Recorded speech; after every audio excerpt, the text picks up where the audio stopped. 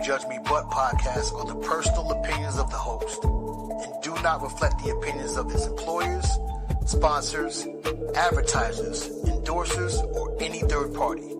The information provided on the podcast is for entertainment purposes only and should not be considered as professional medical or legal advice. It is advisable to consult with a qualified professional for any medical or legal concerns. In other words, have fun, people. You want to be solo, just y'all two, like most of us want, you kick it that way. You may not be worth me spending that much money, so I want to get to know you, but I'm not going to go out there and break my bread for something that ain't going to go nowhere. That's a waste of my money. That's a waste of my time. Very important to make sure that the person you're with knows what you need, because if you're not getting your needs met, what are we really holding on to with this leash?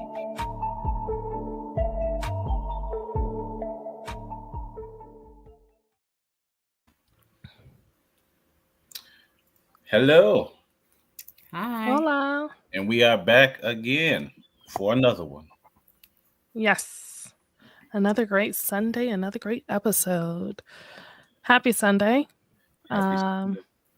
Yes, welcome to those of you who are joining. Don't judge me. But for the first time, I am Simply Bree. And we're going to start below me. We have... Hi, I'm Tiara. I'm so happy to be here. Yay. And it's your boy James, Mr. Mental Ambition. She said, look, I ain't passing it. You got it, sir. You got it. How was y'all week? It was a rough week, but Oh, we made it through. Oh, Always make it through. I don't know what it is. It's like, Monday, Tuesday, all the energy in the world. Wednesday, Thursday, you be like, yo. you dragging. Right? Friday, you be like, thank God it's Friday. Right. And then Sunday get here, you like, bro. Bro, I just left work. Yes. Listen. But we're thankful to have jobs. Mm-hmm. Amen to that. Thankful to pay these bills. Yeah. Even though everything in the world is sky high right now. Mm-hmm. Sky high. Still thankful, I haven't been out trying to buy no eggs lately, but they're high. They are. Them eggs about to buy the chicken. And his family. Listen, might even mess around and get a rooster. Let's see what he can push out. Oh my gosh. What a week, boy. The weekend is here. The weekend is almost over. I'm trying to think. I feel like I had something crazy happen this week, and I don't know what it is.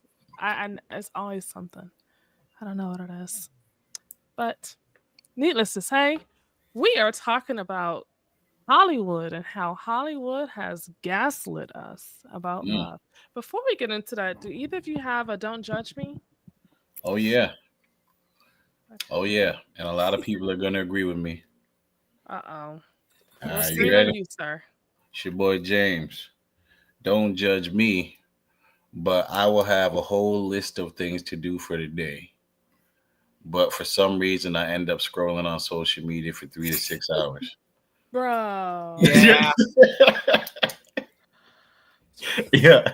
Don't lie. You be like, all right, I'm going to get up and do these clothes. I'm going to do these dishes. We're going to organize this closet. Next thing you know, you don't flip between Facebook, TikTok, and Instagram. You just keep going back in a circle.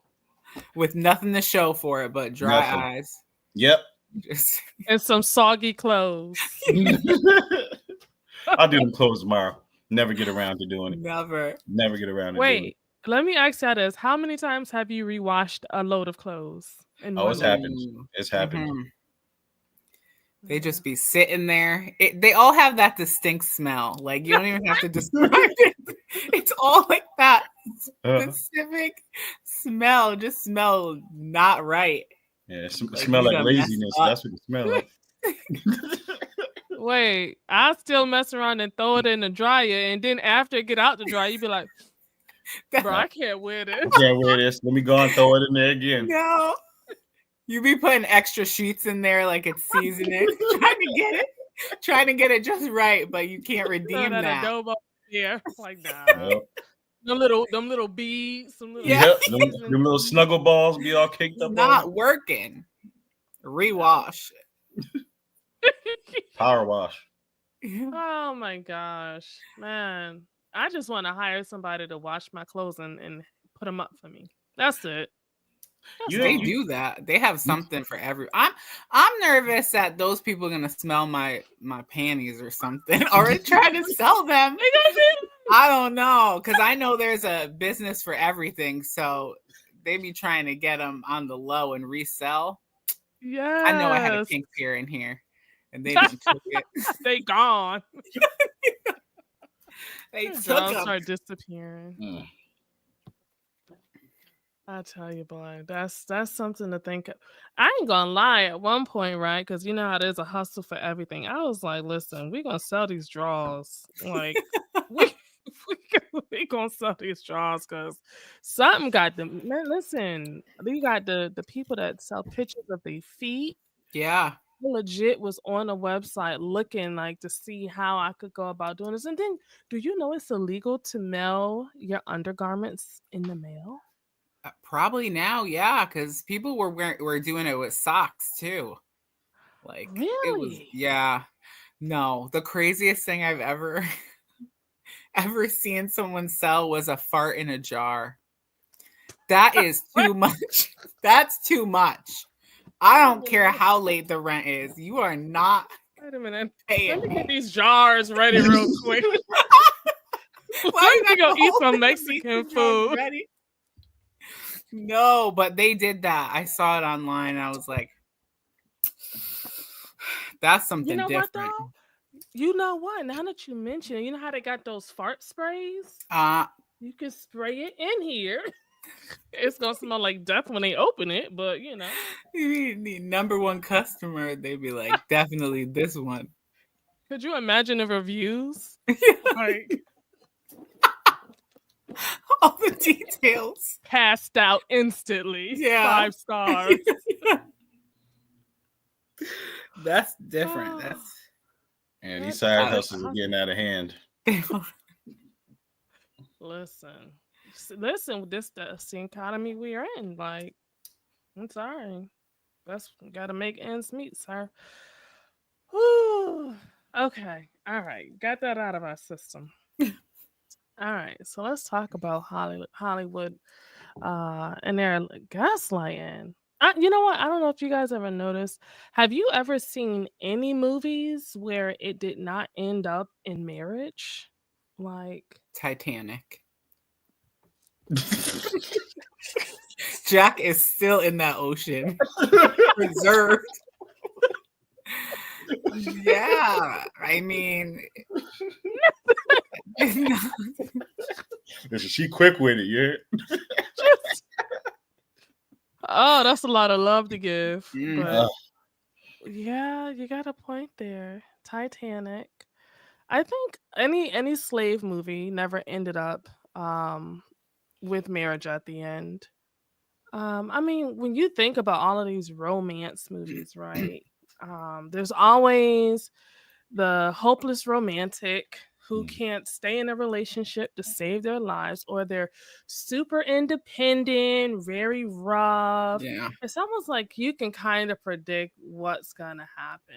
But for me, it's the selling the false hope that in order for you to find love, you gotta struggle first. Like, you gotta go through the rings. Why? What do you guys think? What do you guys think about Hollywood and what they're putting out there?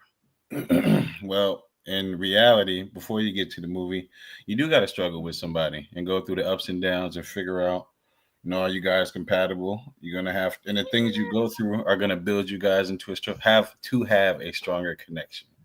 That's one. When it comes to these movies, they gotta sell something that people are gonna want to see. If the people don't end up together at the end, people are like, the movie was good, but the ending was trash, and then it's going to kill the reviews. But if the movie's good, and then everyone works out, and everyone gets together, and everything is all magical at the end, that was a great ending. You know, people gotta make it believable that you can start off rough or you can not be compatible, and then add a thin air and all this magic that something's gonna come together and it's all gonna work out. But in reality, sometimes it don't work out. 90% of the time, it doesn't work out. But it's nice to sell a fantasy.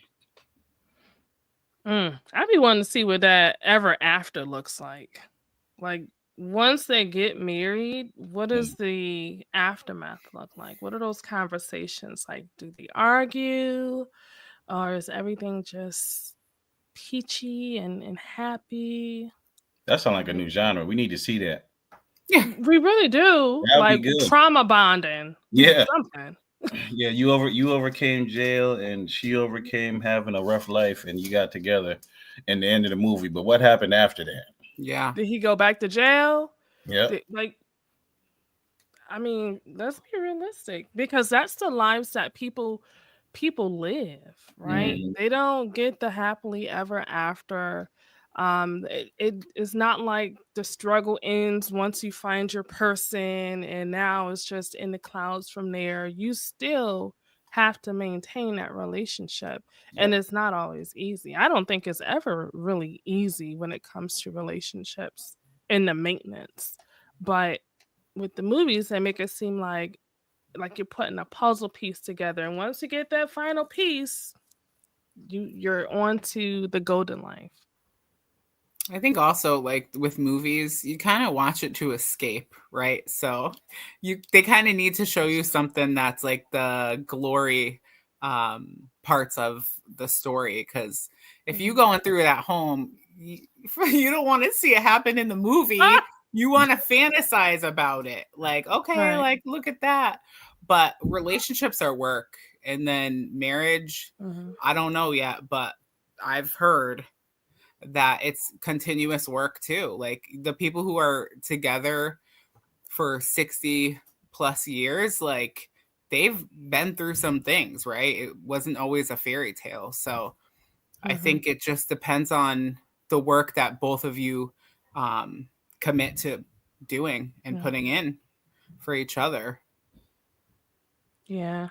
It's a lot. The work that the people in the generations before us put into their relationships, I'm talking about they have families outside of families, and they still hung in there. Yeah. Now, listen, you send somebody the wrong message and your relationship is over. I don't think people have the patience and the determination to really work through it in relationships now. But I also don't feel like it's advertised like that either. Like, they're not showing you in the media, oh, if something goes wrong in your relationship, you guys talk through it and keep people who are on the outside, keep them out of your relationship. They're not telling you things like that. They're telling you, oh, well, there's somebody better outside of your relationship. So I think that too has a role to play in even the difference between the generations back then versus what we see now. True.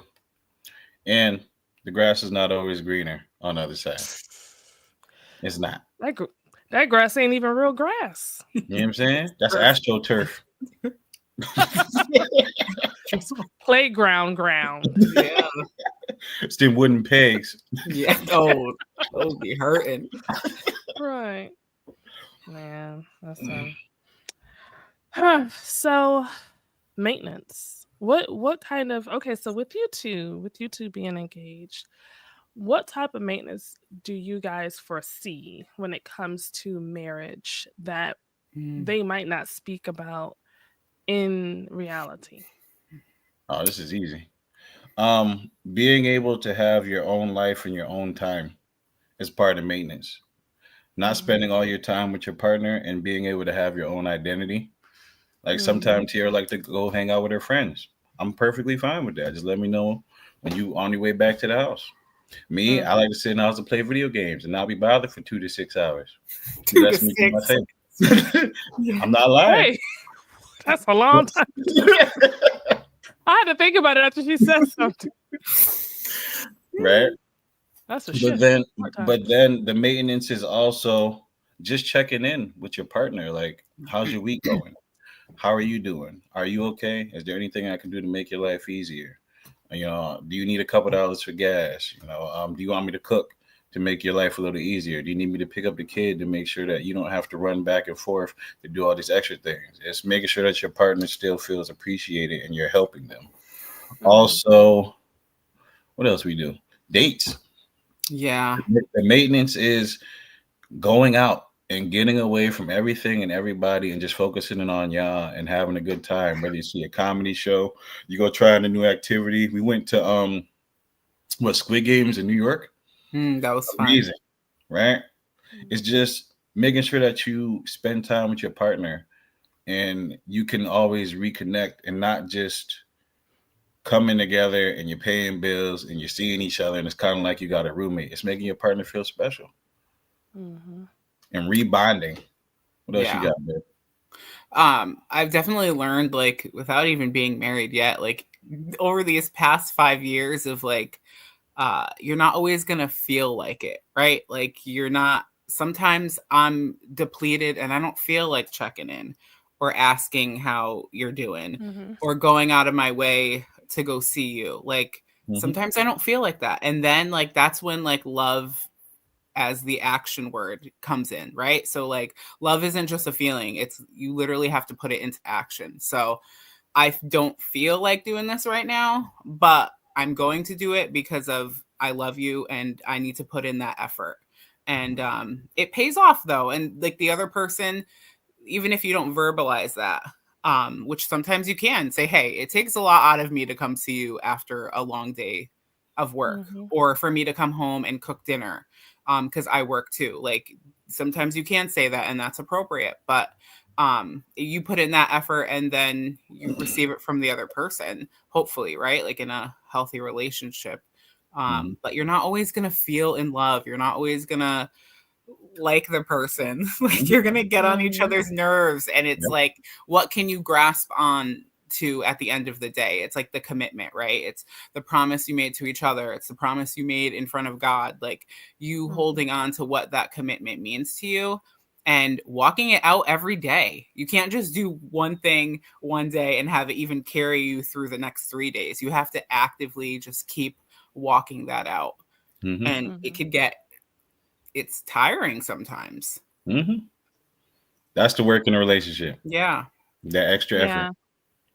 I think also just to go with what James had said, the individuality really is a big one because when you get into a relationship or even a marriage, you know how they say, oh, our two become one.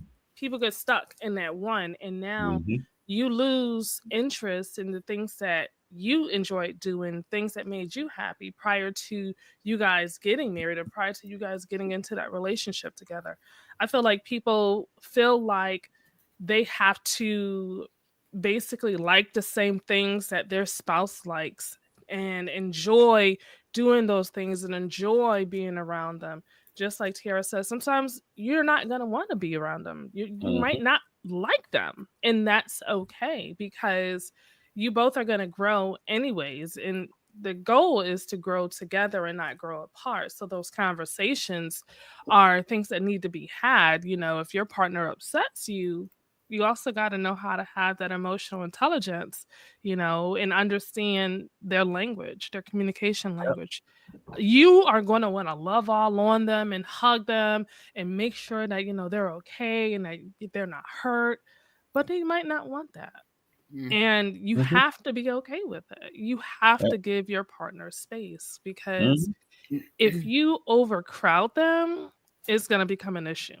And the last thing that you want is for your partner to leave the house upset and you think you've done everything you could, but you just made it worse. So, and then the other thing too is keeping your family, especially your family, out of your business. Like, they're going to want the best for you. They're going to want to give you that ultimate old school wisdom of how we made it work when we went through the same thing. Well, guess what? Their story is not your story. And that's just it. You got to figure it out with your person and get off social media. Like, you don't I'll have to definitely tell stay off social social media media. when you going through something, right? Because you're gonna have somebody slide up in them DMs like, Yeah. "Hey, girl, I know you said that you was going through something." Like, They watch. damn. They prowl around. They be waiting. They be waiting. They be waiting for you to take down them relationship pictures, and it's just her up there now. Yep. Like, oh, this is the time. Let me slide up in them DMs. Yeah, I So, want to add something on top of that. When it comes to keeping people out of your relationship, it's very important. You know, I know when people go through some things, they want to vent to somebody or try and get some advice or try and figure out a new way to handle a problem. But once you start telling people all the bad things about your partner, even if you make up with your partner, they're still going to remember all that bad stuff. Yeah. And they're going to bring all that bad stuff up every time, and they're going to look at you like you're crazy because you told them everything that had happened to you from the beginning to the point you're at now, and you're still with them after all the complaining you did. And that puts you in a tough spot. Like, I've definitely experienced that with friends. Like, okay, we're on trial number 11 and you want me to accept this person and be comfortable around them, but you told me what happened the other 10 times, and it was not just some, he didn't read my text. It was some stuff. And so now it's like I'm the bad person for like kind of setting a boundary and being like, listen, you've shared a lot with me and I care about you. I can't just like accept this go around. I wish you the best. I really do. I pray for both of y'all and the kids, but I need to kind of like, that's where I kind of have to take a step back. So it's not just family, it's friends too, because once you get your friends involved, y'all like to talk. So, and girls especially, like, you will run up and down a list about what a guy did to you. But like, be careful what you say, because you might take that person back and then you might be in a tough little corner there.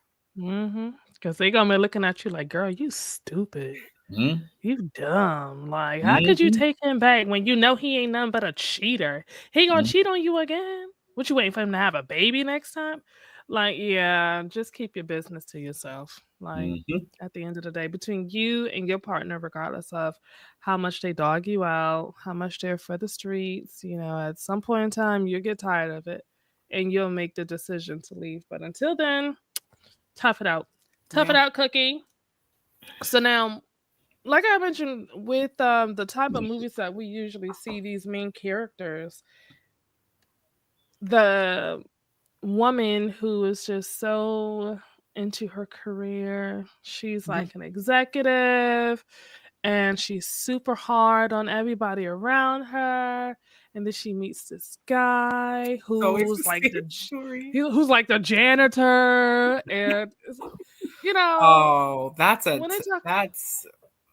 is that truly a representation of us?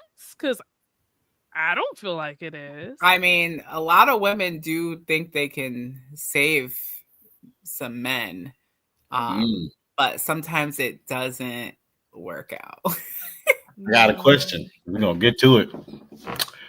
What makes women think they can save a man and change him? I think it's seeing the potential, right, in somebody. I mean, sometimes you may be making that potential up in your head out of desperation, but sometimes there are men who, or people in general, they do have potential, but you can't solely be the one to get them to that place, right? Like, they have to be in the right spot. So it's like a dangerous game to play, but I think like we've all done it. Even men, I think men do it. Sometimes, maybe not as much as us women, but I think depending on who the man is and their personality and their demeanor, kind of like, I don't know, what do they call it? Captain Save-A-Ho? Sorry. I don't know. Yeah. But like, they just feel like, all right, I'm gonna lock this one down. I'm gonna get her settled, and it's gonna be how I want. And that's not really a good place to be either. It's true. Yeah, it's true. I think when you think about it, right? Women are naturally nurturers. So we are born to take care, whether we want to or not. I think it depends on where the woman is in her life and what she got going on. Because if she's looking for an ego stroke, then she's probably just pouring into this guy as a project. Yeah. Something to boast about, a little trophy.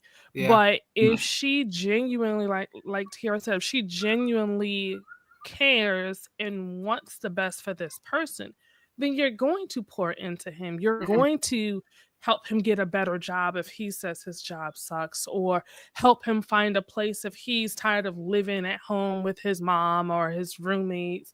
You're going to do anything that you possibly can to help that person live a better life, especially if you are intentionally seeking a relationship, right? Because as long as your better half is doing great, you're also going to do great. If they're struggling, though, it's going to make it a little bit tougher for you to live your daily life and not want to help them get out of that rut. So I think it just depends on the person, where they are in life, and what their true intentions are. Yeah. Okay. What about guys? Because I know we can guess, but a guy can tell us. Can tell you what, why we pick certain women. Yeah, why do you pick like women who are not at the peak of their life or in their career? Well, number one, when women get to, well, from my personal experience, women get to the peak of whatever their career is that they want, they kind of feel that they want a man that's at the same level, right? But a man who may not have his stuff together, a man who might still be searching for love, he's willing to accept a woman as long as she has certain qualities, whatever those qualities he might want at that time. It could be just having fun. It could be he could not have somewhere to stay. He needs somewhere to stay. He could like her because of her personality and she's bubbly and she opens his mind to some new things. It's all just figuring out what the man wants at that time. And then he goes and searches for that type of woman. If that makes sense. Question. Yeah. Because I hear this all the time and I never really know how it goes. Do men seek women or relationships when they are not at the point in life where they feel they've accomplished or they can now see themselves as being successful, whether it's your career, whether it's your living situation? Do they still seek relationships? I think men and women both do the same. Everyone's looking for that love and that companionship, and whether you achieved your dreams or not, you still want companionship. So people continuously look, which is why people are on dating apps, which is why people are meeting people in grocery stores or you go to random places. This is why you see someone who has their life together and someone who doesn't, or someone who's building something and they're trying to find someone to help them build something. No matter what level you're at, you still want love. I think that's why it's important to, like, before you even go out and look for love, really like zone in and like focus on your own growth and your own healing. Because if the unhealed version of me goes out looking for love, I'm going to be attracted to like what I think that I need, but that's my unhealed self. So that's what I'm going to find. The unhealed me wouldn't go for a man who was stable, right? Because I wasn't used to stability. It scared me. So I would go for one who was off the chain, right? Like predictable, but that's not good. Right. So whatever. And I don't think movies teach us about that either.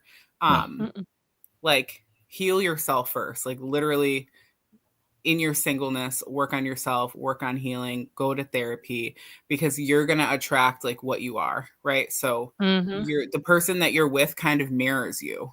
And so that's a big thing to remember. And they don't talk about that stuff. Like, it's like everybody, either you got it all together or you ain't got nothing together. It's like never like in the process of things, right? Because that's important. Like being in the middle of stuff, like it's either like one end or the other. It's not, okay, well, she's in the middle of this. Like they don't teach us that. You kind of have to figure it out and navigate it on your own. Right. It's not always easy. That's a very good point. I definitely agree with you. And I think if they did put that in movies, that would have a positive impact on the way people view relationships and even the way people view themselves. Like, I True. got a lot of inner work to do. I got to get myself together, not just for a relationship, but just for my own peace of mind. Mhm. So, CBiz says, I agree. You still want love no matter what place you are in life. Sometimes it falls into your lap when you least expect it. I think no matter what level you are in life, you're going to have to grow together with your partner to become one happy unit. Yeah. Yes. And okay, when we come back, we're going to talk about when only one partner is growing Yeah. and the other one is at a stagnant and they're okay with it. So, you guys keep it locked before James jumps out his seat and subscribe to the Don't Judge Me But podcast and stick around. We'll be right back. Hey, it's your girl, Simply Bree, and yes, I am a content creator. I create materials in order to start healthy conversations in the community because if we want to start seeing better, then we must start doing better. I also assist with podcast consultations, so reach out to me if you are interested in getting yours started. www.iamsimplybree.com. That's SIMPLEEBREE. I look forward to helping you get your podcast off the ground and out into the forefront. Have you lost a job? Been incarcerated? Sustained a life-changing injury? Or just needed help getting your life on track? Hi, I'm James Sweat, life coach, author, motivational speaker. I've overcome all these things, and guess what? So can you. I'm committed to helping you prepare your mind for any challenge and believe you can accomplish anything. God bless. Keep going. All right, and we are back, you guys. You got it tuned into the Don't Judge Me But podcast. I am your girl, Simply Bree. It's your boy James, Mr. Mental Ambition. Tierra. Yes. And before we went to the commercial break, the topic slowly transitioned over into how do you deal with one person growing in a relationship while the other partner is not? And they're okay where they are. How do you deal with that? So, Question for the room. Even for those the in the room. chat. Yeah, I'll put it in the chat too. So, if one person is growing and the other person isn't, the person who's growing can try and bring the person up to speed or help them grow. But it's just how much time are you willing to put into this person and hope that they grow? Is it a week? Is it a month? Is it 6 months? Is it a year? Because if they don't grow, now you wasted all that time when you could have been trying to find someone else or building your own business or whatever you're trying to work on. So if someone is not growing, you have to make a decision and figure out, do I want to continue this? Or is it better to let it go and let them figure out their own life? Because what happens is life is as you grow, if the person you're with is not growing, they're going to tend to pull you down because the energy that you're putting into your partner is being taken from you. And now you're taken away from your growth, your business, your prosperity, your progress. So a decision needs to be made whether you want to continue or not. Okay. Tiara? I think, and also, like, it's always hard to make those decisions. Like, I mean, ideally, before you even really started officially dating someone, that would be a great conversation to have. Like, hey, what are your goals? Like, let's lay it all on the table. If someone says, oh, I don't have any goals, I'm just really okay where I'm at. And then the other person is like, here's my 5-year plan and here's how I'm going to get there. That's not really a match, right? So I think like you can avoid a lot of, wasted time if you just like set it all down at the table in the beginning. But, when you have a partner who you're already with and you're growing in that relationship, you can be with somebody for 5 years already. And then you start growing and you're like, you know what? I have a vision now. And then you guys can grow apart and that's never easy. And you can also make the choice, like, do I love them over myself? Like, am I going to stay here and just be sedative, or am I going to move forward and kind of thrive the way that I want to? And like James said, like, you can give yourself some time, have a conversation with them. Listen, this is where I want to go. Are you on board? Or like, what's your plan? What's your vision? They could even be like, vision, you ain't never talked about a vision before. Now but you like, got vision. Yeah, but you can grow at any time, right? So it's always, a really good idea to have that conversation. But leaving somebody behind, right? But even friends too, not just in a relationship, like friends too, you outgrow people. And it's nothing to be like ashamed of. And it's also normal to want to bring people up with you, but sometimes they're not ready. Everybody can't go. Yeah. Nope. Like the Titanic. Only room for one on this door.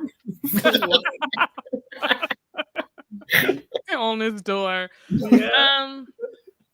I feel like it depends. I see, for me, I would wonder why that person is okay being stagnant. Why are you okay not growing? Because a lot of people get into relationships for different reasons.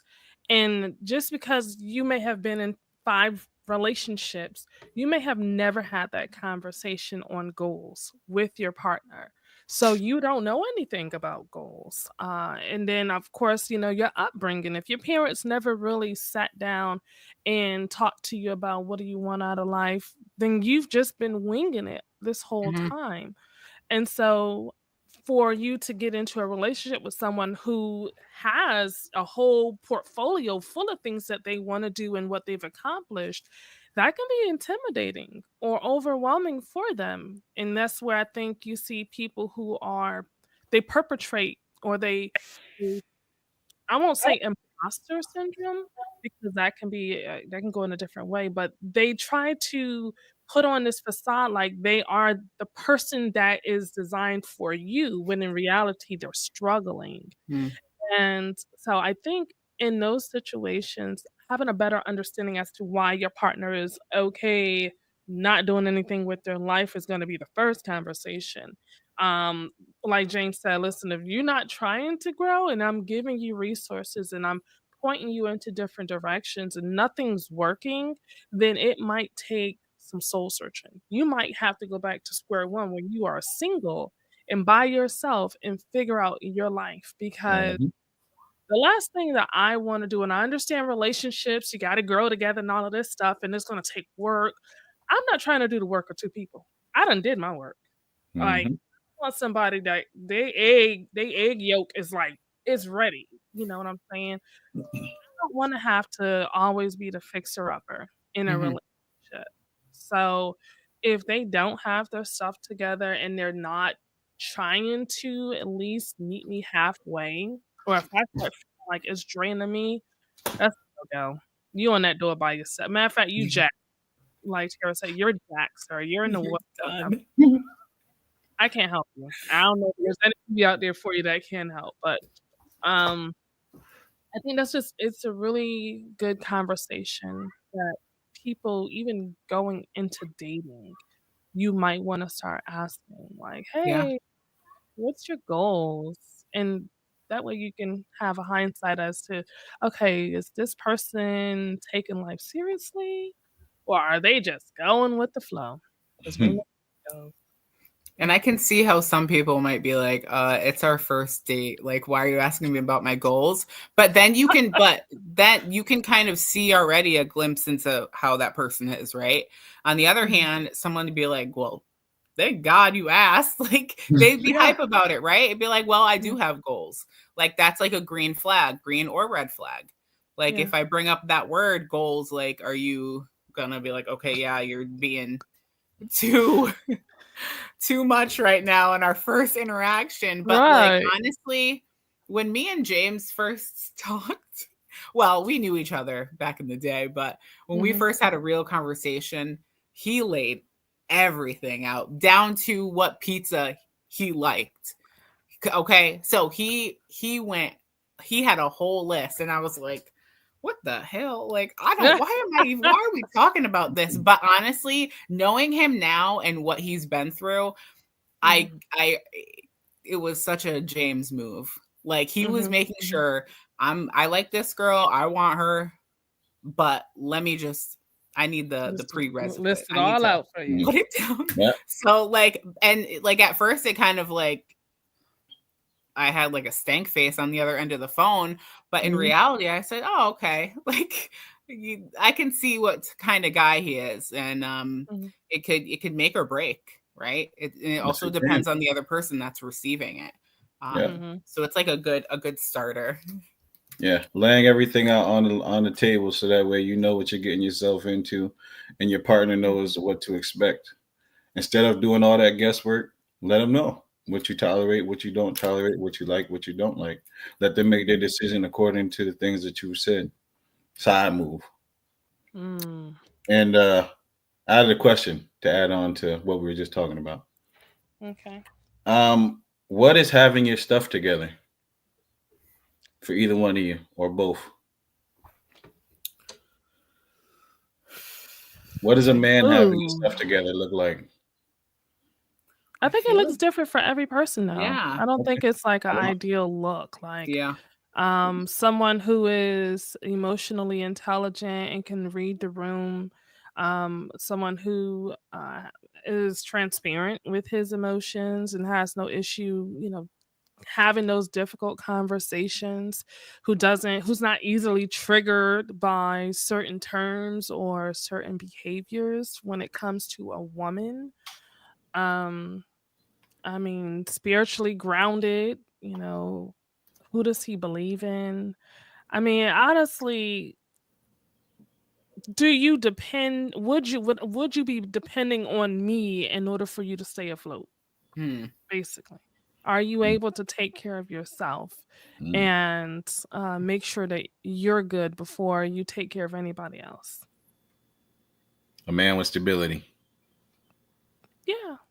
Okay. That works. What you got, T? I mean, when you say like a man with stability, that can also look different for different men, right? Because stability can be a stable mind, but you're homeless, right? Like you might not have a car, you might not have somewhere to live, you might live in your parents' basement, which is fine. But like stability, it could be, is your mind stable? Are your emotions stable? Like Bree said, like, do you have a stable like stream of income? I don't care where you work. I don't care what you're doing on the weekend. If you're mowing grass for $50 a week, like, are you consistent? Consistency is stability, right? So I think even in the movies too, like they will show like a stability of a man is you're a CEO, you have a big house, you have a nice car, you're physically at your peak. Like that's not really it, right? So I think again, the gaslighting into like, this is what a stable man looks like, this is what a good woman looks like, but they don't show the reality of things. So it's different for everybody. And it's like different for like what you're looking for. Because my answer of what stability looks like is not somebody else's. And they can be like, that's not stability, that's broke. I'd be like, no, it's not. But it's different for everyone. You can't, it's like, I don't know, like across the board kind of, you have to, it's just like different from person to person. Right. And then you got to consider the times we live in. Yeah. Stability right now, you're asking for someone to have a stable mind, stable income when everybody's living check to check. Like, how are you handling that situation? Let's talk about that. You know what I'm saying? So, like Tiara says, it looks different. It looks different for everybody in every different situation. What does a stable woman look like, James? A stable woman? Yeah. Looks like the woman that's right below me. That's what a stable woman look like right there. Now, a stable woman, man.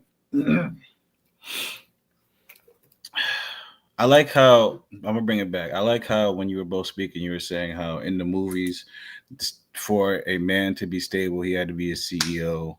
and he had to have a job with making all this money and these big houses and cars. It's not true, right? When it comes to a stable woman, what I feel a stable woman is a woman who's comfortable being who she is, whether that's goofy, whether that's serious, whether that's someone who's argumentative. She's being herself because she's not being fake or phony. That's her stable. That's her even, right? A woman who has a good work ethic, doesn't want anything just handed to her. She's willing to go out and take care of her partner, her kids. Not saying that the man has to depend on her, but he can depend on her if he's ever in a tight spot. If he ever lost his job, he knows that she has his back. Good relationship with the Lord, man. You need someone to pray to. You need someone to look out for you while you going through your day-to-day life. A woman that knows how to take care of a home. If I come home all day, if I come home after working 12 hours and it's some boiled cabbage and some carrots on a plate, I'm going to be mad. That sounds good to me. I'm going to be mad. I need something with some girl dinner. That's girl dinner. Right.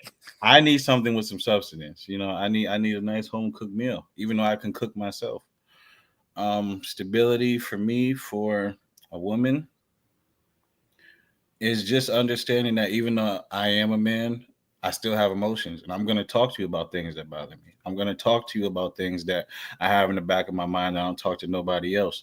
And when I talk to you about these things, it's not you saying, oh, you soft, oh, you're not holding it together. No, it's me being real and you understanding that I'm telling you these things because I want us to be on the same page. If I can't talk to anybody else, I got to be able to talk to you.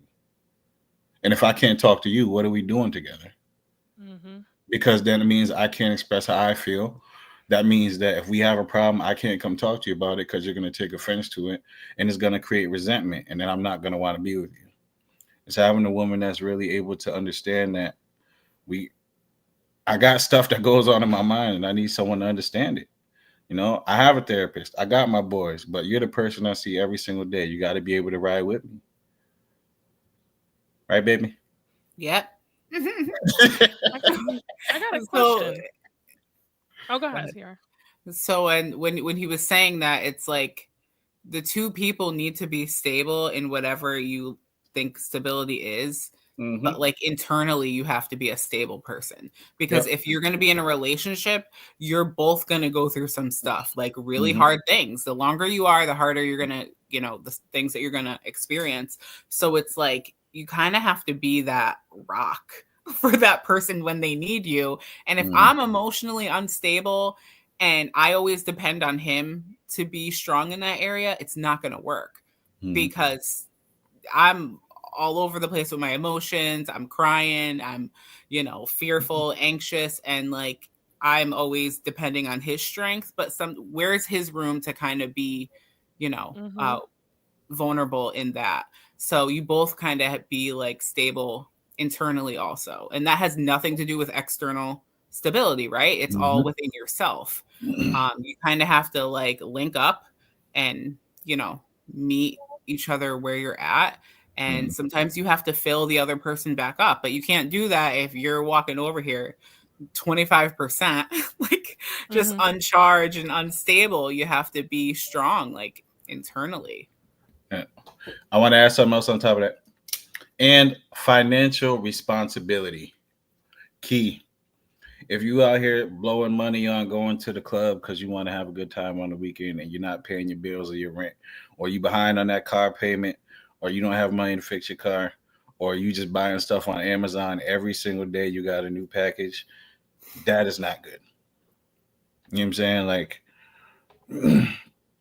having someone who understands that finances is how you maintain your household, is how you continue to grow, is how you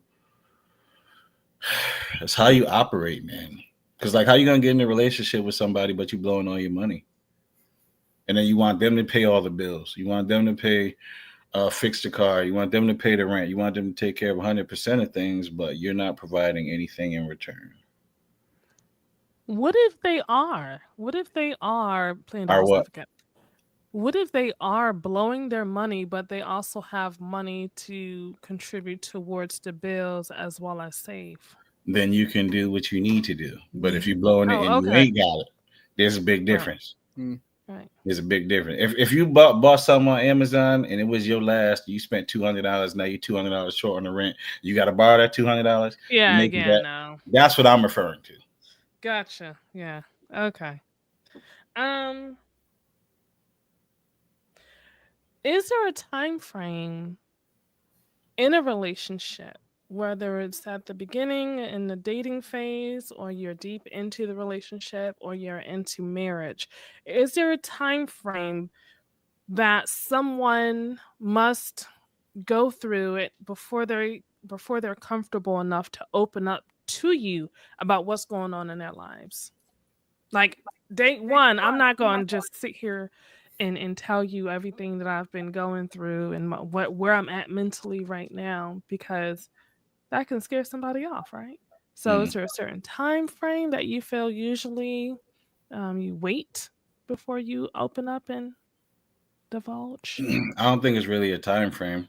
The more time you spend with somebody, the more the real them comes out, and they can't hide it. So it doesn't really matter.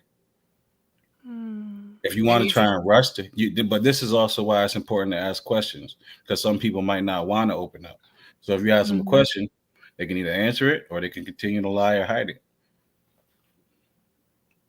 I mean, things are always going to come up, right? Come to the yes, light. they will. Yes, they will. If you keep, seeing that person, but I think also be good at reading the room. Okay. Yeah. Me and James, I could pinpoint the day where I was like, this is the one. He made a whole tray of nachos in the beginning. We were laying on the bed eating this big tray of nachos with spoons, and we were talking about our childhood trauma, and I'm like, this is him. Like, and with anybody else, that could be like, okay, like, I don't want to, like, why are you taking it there? But you read the room, you can kind of gauge like who a person is. If somebody opened up like that to me on a first date, I would receive it. That's just because that's who I am, right? But other people, they're not even ready to face their own, issues. So why would they kind of want to hear about mine? So I think it's different for everybody, like a different, like, pertaining to like the time frame. Just know who you're talking to. Okay. Now I got a question. What's the difference between an instant spark and trauma bonding?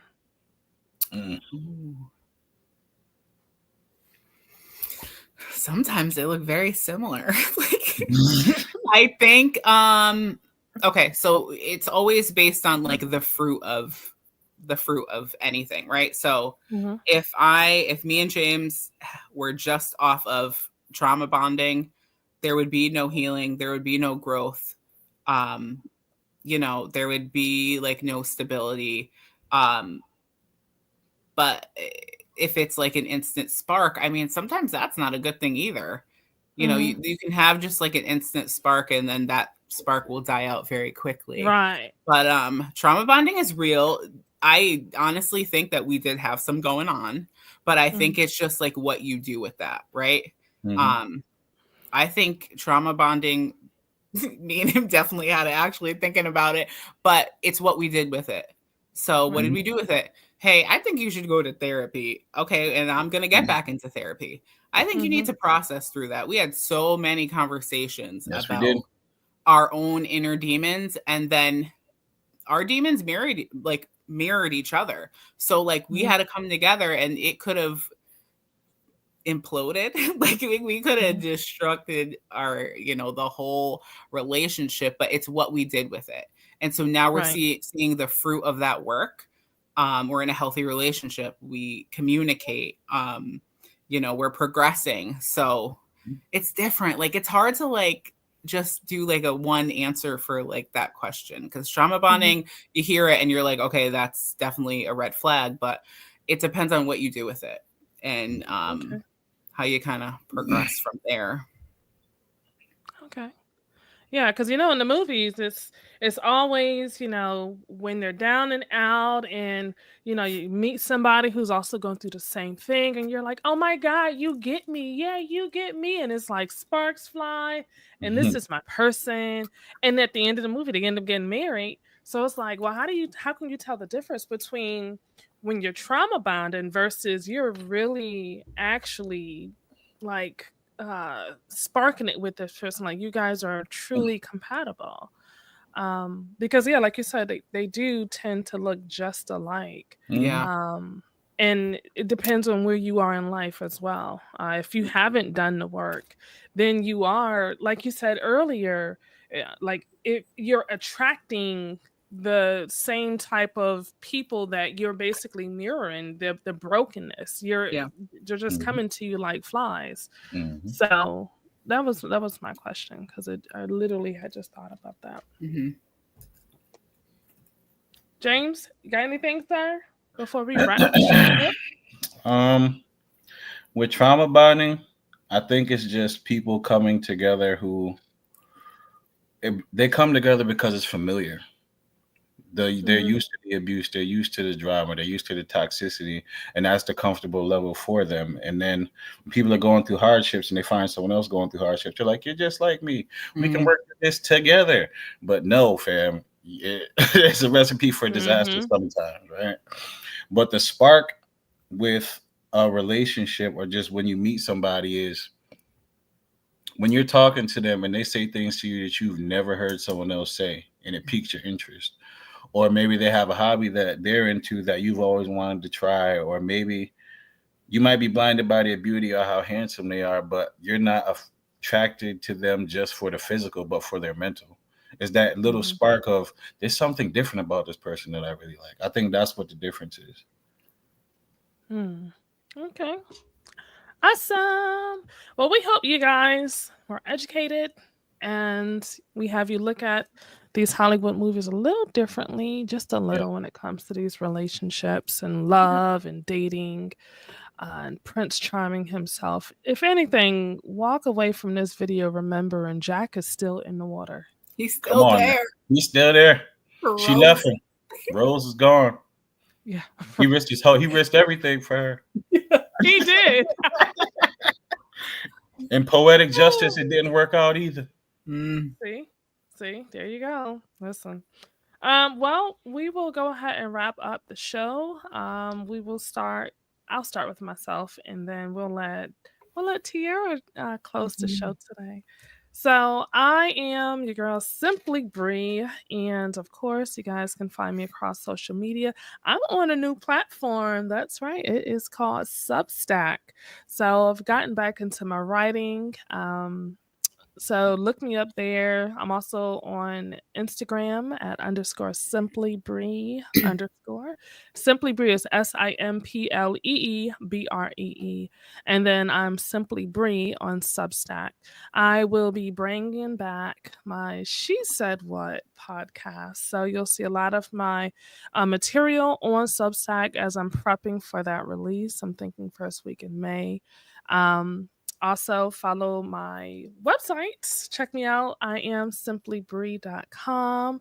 I will be releasing my journal. My little baby. The goal is for the end of August, but I will definitely put more information out as time gets closer. So make sure you do that. And then also with the network itself, He Said What Network, Don't Judge Me But podcast. Like, comment, share our episodes. Let us know what was your favorite part of the episode. And if you have any suggestions, definitely reach out to us. He Said What Network.com is where you can find us. And yeah, that's all I got. All right, James, it's your turn, sir. What's going on? It's your boy James, owner of Mental Ambition, author of Mental Ambition, A Guide to Upgrading Your Life, and Mental Ambition, A Guide to a Better Relationship. You see the social media right there, TikTok at mental_ambition 2.0, 75,000 followers, 2.3 million likes, 80 million views. Instagram at mental_ambition 3.0. If you want to hit me up on Facebook, just put in Mental Ambition. You'll see the M and the A crown. That's the brand. Go on and hit that subscribe button and follow button. What else I got? I'm a life coach, recovery coach professional, motivational speaker, author, podcasting, all around great guy. You need somebody to talk to, someone who's non-judgmental, and someone who can give you some real good advice. Go on and hit me up on my website, www.mental-ambition.com. You can also get some Mental Ambition merch as well. Prepare your mind for any challenge and believe you can accomplish anything. Keep going. All right, and Tiara. Hey friends, I'm Tiara. I'm the owner of Heal, Empower, Repeat. I'm a life and healing mentor.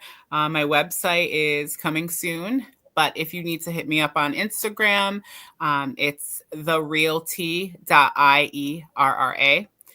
You can shoot me an email at healempowerrepeatllc@gmail.com.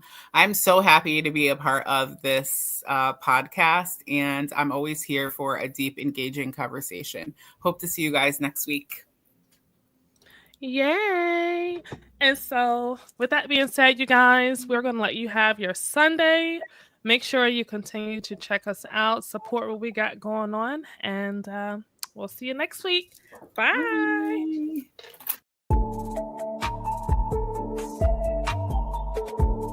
It's very important to make sure that the person you're with knows what you need, because if you're not getting your needs met, what are we really holding on to with this leash? You're going to be judged. Whether you agree to it or not, people are always going to have something to say because it's not what they like. If you want to be solo, just y'all two, like most of us want, you kick it that way.